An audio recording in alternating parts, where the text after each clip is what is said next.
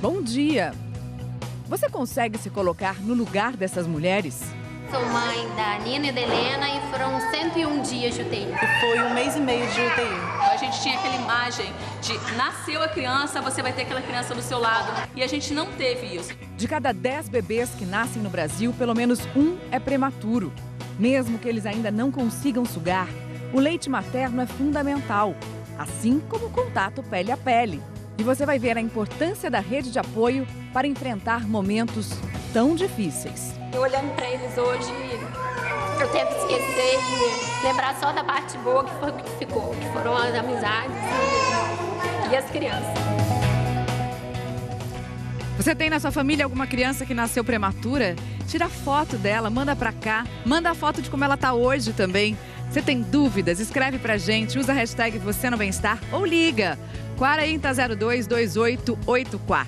Quem tá aqui no estúdio hoje é a nossa pediatra, consultora do bem-estar, doutora Ana Escobar, e também o médico neonatologista, doutor Marcelo Ayubi.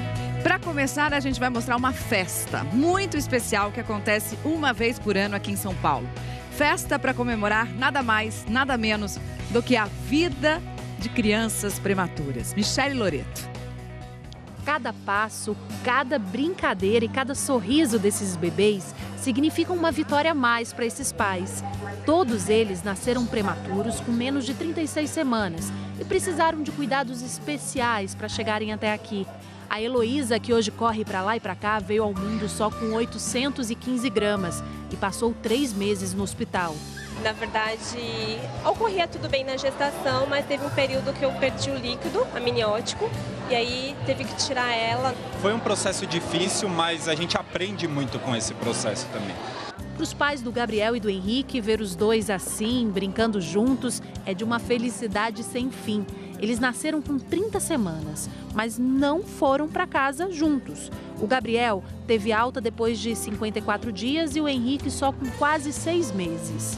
Não tem, assim, preço que pague a alegria que é de tê-los assim com a gente, nos braços, rindo, conversando, não tem preço.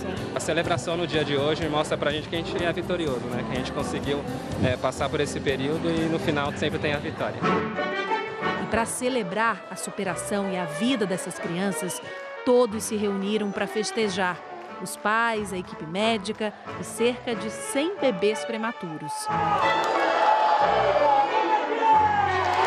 E esse é um momento que a gente reencontra a equipe com os pacientes e comemora a saúde deles, o orgulho que a gente tem de ter cuidado desses pequenininhos e ver eles crescendo, ver eles com saúde, evoluindo super bem. E é um momento maravilhoso a realização dessa celebração. A menor bebê, a Sofia, que nasceu com 24 semanas e 550 gramas, saiu do hospital depois de 109 dias e com mais de 2 quilos. Os pais celebram cada conquista da filha. Eu comemoro todo dia. Todo dia eu falo, é uma vitória. Até mesmo lá na UTI, né? Quando a gente estávamos nesse período que ela estava internada, eu falava para as mães que estavam comigo, para os médicos, toda a equipe falava cada dia uma vitória. A gente faz um acompanhamento neurológico, oftalmológico, acompanhamento com a cirurgia infantil, cardiológico. Tem todas as especialidades para garantir que esse bebê tenha uma vida e uma qualidade de vida e reduzir todas as sequelas que esse bebê pode vir a ter por conta da prematuridade. E a gente ficava pensando, ficou uma parte de nós lá do hospital. É isso. E hoje ela aqui? Maravilhoso, indescritível. A emoção mudou nossas vidas. De sorriso aberto como a Agnes, esses pequenos super-heróis como o Guoguan mostram pra gente o avanço da ciência e a força do amor. Transposição das grandes artérias. Operou com 1 semana de vida. O momento da alta é assim, sublime. Salva de tudo. Só olhar pra ele, ele é muito sorridente. Não dá trabalho nenhum. É maravilhoso. Delícia, né? Tem um comentário que chegou na nossa tela interativa. Vamos ver aqui quem está falando com a gente. A Vanessa. É uma dor inexplicável. Tive bolsa rota com 18 semanas, passei 3 meses internada. Meu filho nasceu com 31 semanas. Doutora Ana. Olha só, né? Então, esses bebês prematuros, gente, são realmente uns super-heróis, né? Porque eles nascem antes do tempo, com os seus órgãos ainda não formados, e tem que lutar pela vida, né? E é mais comum do que a gente pensa, né, doutor Marcelo? A gente vai ver aqui a estatística, o número agora. 1 em cada 10 bebês que nascem no Brasil, hoje é prematuro. Sim, hoje 1 em cada 10 nasce prematuro, né? A gente tem uma média de mais ou menos 3 milhões de nascimentos por ano aqui no Brasil, e desses 350 mil são prematuros. E a família não está esperando essas crianças, não estão preparadas emocionalmente, estruturalmente, é muito complicado isso daí para a família. Então deixa a família uma situação bem delicada. Existem várias causas, né? As principais que a gente tem problemas maternos como diabetes, infecções, né? A gente tem problemas de assistência no pré-natal também, antinatal, que a gente pode evitar várias vezes o não nascimento dessas crianças antecipados.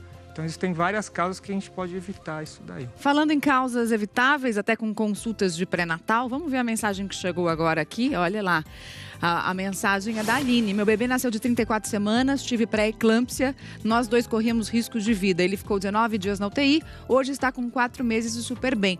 Doutora Ana, às vezes as pessoas demoram muito para diagnosticar a pré-eclâmpsia, né? Exatamente, gente. Essa é a razão pela qual é importantíssimo que as gestantes façam as suas consultas de rotina no pré-natal. O pré-natal é muito importante porque pega precocemente quaisquer problemas que podem alterar a saúde da mãe ou a saúde do bebê. São 2 vidas que estão ali, a mãe e o bebê. Então, essas 2 vidas, elas têm que viver juntas, harmonicamente, respirando o mesmo ar, comendo as mesmas coisas. Então, as duas partes têm que estar bem, né? E quantas consultas de pré-natal são necessárias? A gente tem essa torre de presentes. Exato. Olha aqui, tá vendo, gente? A gente tá vendo a torre.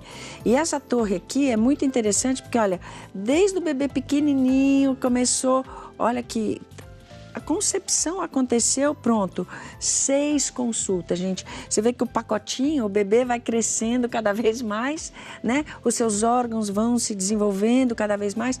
Então, essas 6 consultas, no mínimo, de pré-natal, é que são importantes para cada gestante, para cada bebê, para cada duplinha, para a gente detectar precocemente qualquer problema. Até para diminuir a mortalidade infantil, que vem crescendo no Brasil, ao contrário do que estava acontecendo até pouquíssimo tempo atrás, né? Esse gráfico mostra isso. A gente tem alguma ideia de por que isso esteja acontecendo no Brasil hoje? Não só a mortalidade infantil, a mortalidade neonatal também, né? Estava caindo. Desde a década de 90, a mortalidade infantil começou a cair, né? Com as medidas de saneamento básico, saúde pública, ia caindo muito. Hoje, se a gente perceber, no 2014, 2015, deu uma estabilizada e começou a subir agora em 2016 essa taxa de mortalidade. Ainda não tem uma correlação específica, assim, mas a gente pode perceber que com a queda do nível econômico da população, a perda de convênio da população, né? Então isso altera, assim, o nível de atendimento que a gente tem para esse nenê prematuro ou para essa própria criança, né? Que não seja um neném prematuro, e isso eleva a taxa de mortalidade. E muitas vezes está o problema na atenção básica, né, doutora Ana? Exatamente, gente. A atenção primária à saúde no Brasil, ela realmente ainda tem graves problemas, né? E todo esse pré-natal, toda essa rede de atenção é na atenção primária, não é a rede hospitalar que cuida disso, são as unidades básicas de saúde. Por isso é importante que todas as gestantes, nas suas respectivas regiões, vejam as suas unidades básicas de saúde e lutem para que elas estejam em boas condições de funcionamento, gente. É isso que a gente tem que fazer, lutar pela melhor saúde do Brasil.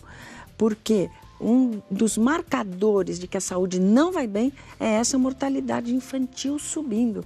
Não pode. A gente tem que cada vez mais diminuir essas taxas de mortalidade infantil. Não, e esse marcador não é só da saúde, né, doutora Ana? Esse marcador é de tudo. É de tudo, né? Aumentar a mortalidade infantil a essa altura do campeonato realmente não dá. Por causas evitáveis, né, Mari? Vem pra cá, doutora Ana, pra gente falar um pouquinho dessas frutas, porque a gente trouxe as frutas pra mostrar que um bebê que nasce antes da hora é como uma fruta que não amadureceu. Exatamente. Então, olha, aqui a gente tem as frutinhas que estão verdes e desse lado aqui a gente tem as frutas maduras. Olha a diferença diferença, gente, dessa bandejinha de frutas verdes para as maduras. Então, o bebê prematuro, ele está com seus órgãos ainda em preparação. Esses órgãos ainda não estão preparados para a vida. É como a gente comer uma fruta verde. Não é tão saborosa quanto, obviamente, a fruta que está madura. Então, os órgãos do bebê, e não é só um ou outro, são todos os órgãos. Pulmão, o fígado, o cérebro, né, o sistema muscular, tudo isso não está preparado ainda para a vida. Imagina esse bebê nascer antes do tempo. Então, o que acontece? Esses órgãos têm que ter um esforço especial. Quem, especialmente? O pulmão.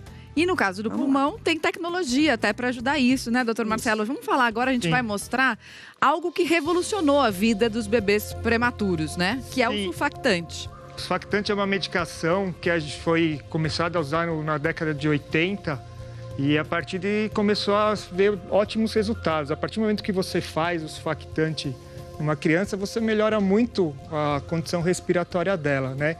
Então, a gente aplica essa substância diretamente no pulmão.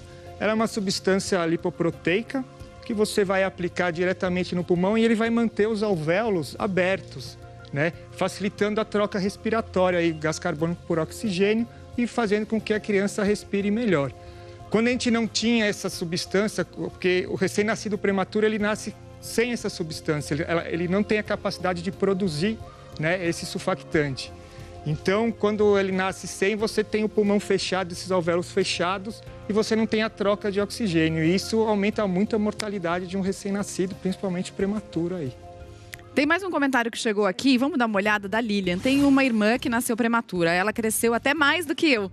Nunca teve complicações de saúde. Que beleza, Lilian. O Alessandro Torres vai mostrar pra gente exatamente isso. Como hoje estão tão bem alguns bebês que nasceram prematuros. Eles são gigantes na vontade de viver. Nascidos com menos de 37 semanas de gestação, encararam o mundo antes da hora, quando nem todos os órgãos do corpo estavam completamente formados. Em vez do útero das mães, agora eles recebem o aconchego e o calor da incubadora. E quanto mais cedo eles nascem, mais tempo precisam passar na UTI neonatal. Nós temos bebês que são extremos, moderados e os bebês tardios. A depender da época em que eles nascem, eles são classificados dessa forma. Os menorzinhos que a gente tem na nossa vivência, na nossa prática, são bebês... Bem-vindo de volta ao Bem-Estar. Quando a gente descobre que a gente está grávida, a gente tem uma data, que é a data prevista do parto. E aí você começa a preparar tudo pensando nessa data. Muitas vezes o que acontece, que a gente está mostrando aqui hoje no Bem-Estar, é que essa data é antecipada. Mas mães, que a gente vai conhecer agora, decidiram comemorar o aniversário dos filhos que nasceram prematuros na data que seria a data realmente prevista para o parto. Vamos ver a reportagem.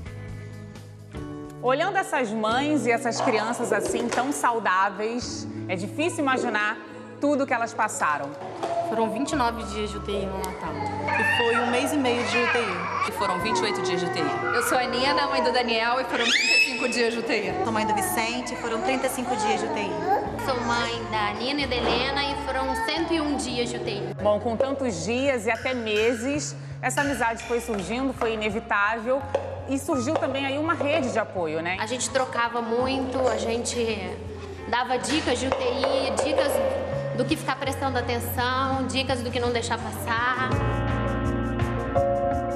Foi um período muito difícil, mas assim, olhando para eles hoje, eu tento esquecer e lembrar só da parte boa que foi que ficou, que foram as amizades e as crianças. Para todo mundo aqui foi meio estranho. A gente tinha aquela imagem de nasceu a criança, você vai ter aquela criança do seu lado no quarto. As pessoas vão chegar, vão te visitar, você vai ter todo esse sonho. E a gente não teve isso. A criança nasceu e a gente não viu. O Vicente, depois, ele teve alta com 25 dias e ele retornou 4 dias depois. Então, para mim, o retorno dele foi mais difícil do que a gente não esperava. Eu tive um sangramento e achei que fosse ficar pelo menos uma semana em casa. Tive uma breve noção de que ele seria prematuro, mas no dia seguinte ele veio. Nina, você não era uma mãe de primeira viagem, diferente de muitas aqui. Você acha que você acabou dando mais apoio ou recebendo mais apoio? Eu acho que talvez, assim, acho que um pouco dos dois. E para mim ver o meu filho naquela situação, tendo tido a primeira gravidez absolutamente tranquila, foi muito difícil. Ter ficado longe de casa quase 2 meses foi difícil, assim. Para comemorar os dias difíceis que ficaram para trás, elas também decidiram fazer uma festinha coletiva de 1 ano para os bebês na data em que todos eles já teriam 1 ano, caso não tivessem sido prematuros. O grupo de amigas ganhou até nome, Filhos de Jofre, uma homenagem ao pediatra-chefe da UTI neonatal, onde todos os bebês ficaram internados.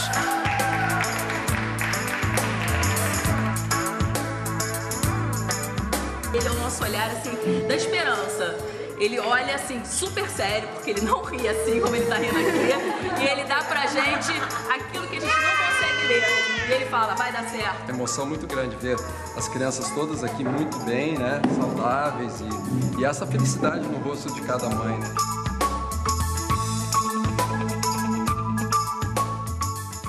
E essa parceria, né, entre os médicos e os pais, tão fundamental para que tudo dê certo. Tem um comentário do nosso auditório virtual, do Jorge. O que a prematuridade pode causar? Doutora Ana, pode deixar o sistema imunológico da criança mais frágil sempre? Pode, gente, pode. Então, como esses órgãos ainda não estão maduros, o corpo ainda não está maduro, então a gente pode ter algumas alterações.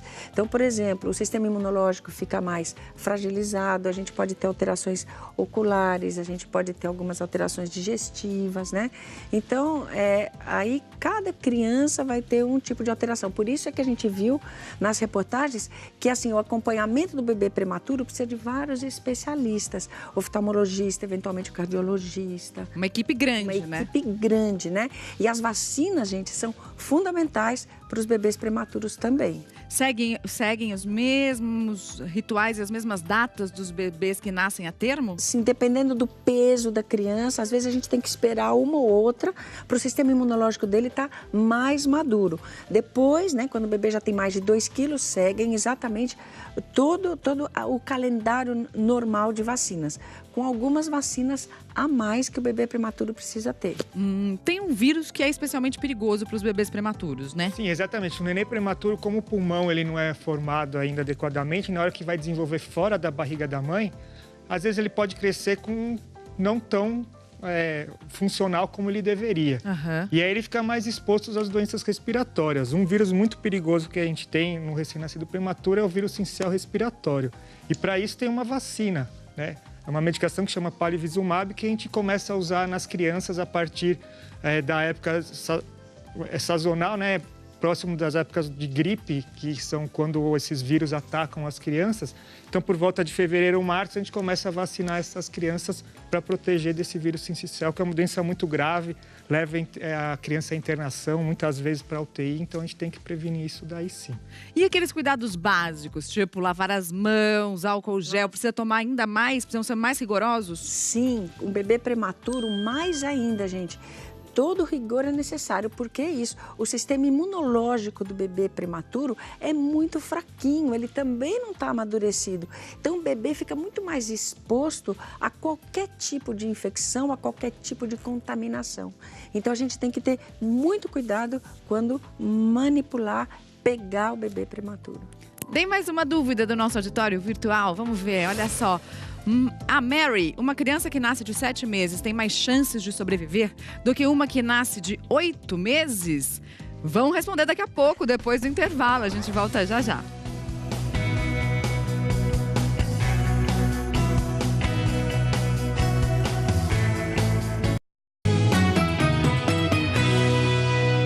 G1 em 1 minuto agora.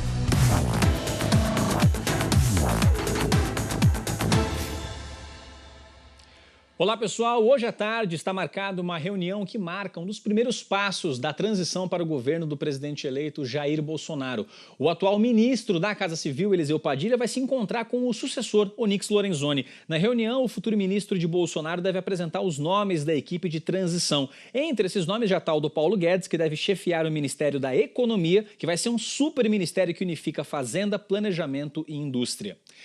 E a Polícia Federal prendeu hoje de manhã José Alex Oliva, presidente de uma empresa estatal que administra o Porto de Santos. A prisão faz parte de uma operação que investiga suspeitas de fraude em licitações e contratos suspeitos que somam 37 milhões de reais. Há ainda outros 6 mandados de prisão e 17 de busca e apreensão. E o Bitcoin, a primeira criptomoeda, faz 10 anos hoje. E a gente relembra no G1 a trajetória dessa moeda marcada por altos e baixos no valor da cotação, ataques hacker e até compras bem inusitadas. Para você ter uma ideia, a primeira compra conhecida foi de um programador que pagou 10 mil bitcoins por 2 pizzas. Hoje, esse valor seria o equivalente a mais de 64 milhões de dólares, Mari. Nossa, Cauê. Obrigada pelas informações. Bom trabalho para você. Pra você também. Tchau, tchau. Tchau. Vocês lembram da pergunta que tinha chegado no outro bloco da Mary? Uma criança que nasce de 7 meses tem mais chances de sobreviver do que uma que nasce de 8 meses? Parece esquisita essa pergunta, né, doutora Ana? Porque 7 é menor do que 8, portanto, 8 deveria ter mais chance. É isso, né, gente? Então, é assim, olha, todos esses conhecimentos populares, né, têm uma causa. E aí, se considera que o bebê, o pulmão do bebê com 7 meses poderia estar um pouco melhor que o que de 8, sim? Mas não melhor que o que de 9. Mas não conta só o pulmão, gente, conta toda a estrutura orgânica, todos os outros órgãos. Por isso, o bebê de 7 meses, na verdade, tem menos chance que um de 8, que tem menos que um de 9. O peso do bebê é importante, a maturidade dos órgãos, todos também. Tem mais uma dúvida que chegou agora. Vamos ver de quem é, da Tássia. Introdução alimentar para prematuros é na idade corrigida ou na cronológica, doutor Marcelo? Então, isso vai depender muito da idade gestacional do prematuro e como que ele evoluiu na UTI, né? Às vezes, a criança é uma criança que nasceu com peso, foi um prematuro com um peso adequado, tem uma capacidade, um desenvolvimento neurológico adequado e tem um desenvolvimento da mastigação, da deglutição melhor do que uma criança, às vezes, que é um prematuro mais extremo. Então, às vezes, você pode começar a introdução alimentar na mesma época do que um nenê de termo normal, que nasceu no tempo normal. Caso a caso, então, né? Caso a caso. Só lembrando, doutora Ana, aleitamento materno de preferência exclusiva até os 6 meses. Isso, e depois a gente pode mantém o leite de peito e aí a gente pode introduzir outros alimentos. E o leite de peito vai até o tempo que for possível.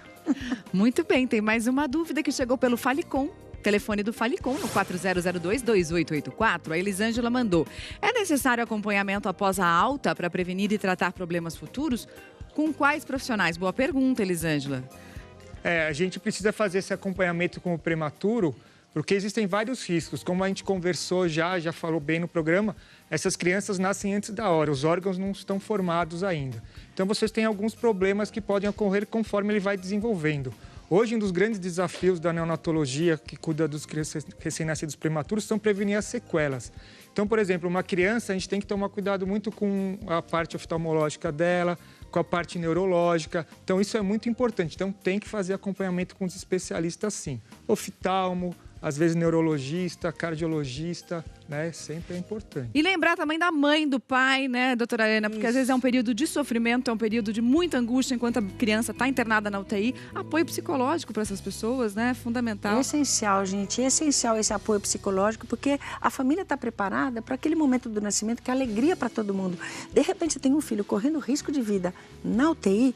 Gente, não é fácil. Então, os pais têm que ter realmente um acompanhamento psicológico. A gente viu nas reportagens todos os pais muito emocionados, né? Porque realmente ali é uma luta, é uma briga. E eles venceram isso. E é legal isso. Muito bom. Muito legal. Olha só quem mais venceu essa luta, essa batalha e mandou foto aqui pra gente. Olha que delícia. É de Kelly, meu super-herói de 35 semanas e 5 dias com esse sorriso gostoso. Olha lá, o Alex também mandou. Temos filhos que nasceram prematuros. O Felipe com 880 gramas e a Flávia com 750 gramas. Os dois ficaram 3 meses na UTI neonatal e hoje estão super bem. Que delícia, parabéns para vocês. E com essas fotos lindas a gente encerra o Bem-Estar de hoje. Obrigada, doutora Ana, obrigada, doutor Marcelo. Obrigada pela sua companhia. Vem aí Fátima Bernardes com mais um encontro. Se cuida, que a gente volta a se encontrar amanhã.